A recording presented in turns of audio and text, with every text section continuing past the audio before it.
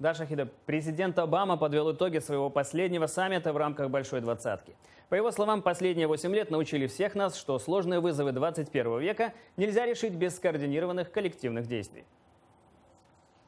Во время пресс-конференции в Ханчжоу Обама коснулся результатов встречи с президентом Путиным, которая, по сообщениям информагентств, продолжалась более часа, дольше, чем планировалось ранее. Глава Белого дома отметил, что переговоры прошли, как обычно, в открытом и деловом тоне. Президенты обсудили целый спектр вопросов, главные из которых касались Сирии и Украины. Барак Обама напомнил, что инициированное ранее прекращение противостояния в Сирии на какое-то время привело к уменьшению насилия. Но потом все вернулось обратно, и сейчас мы наблюдаем, как режим Асада осуществляет безнаказанные бомбардировки, которые, в свою очередь, усиливают возможности Ан-Нусры по вербовке новых сторонников, которые ранее не выражали симпатии к террористам.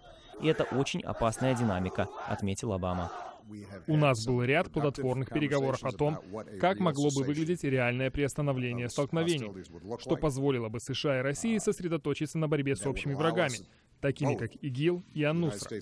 Но ввиду существующих пробелов в доверии, эти переговоры проходят очень непросто. Мы пока не смогли устранить эти пробелы, но дали четкие инструкции госсекретарю Керри и министру иностранных дел Лаврову продолжить работу в этом направлении в ближайшие дни.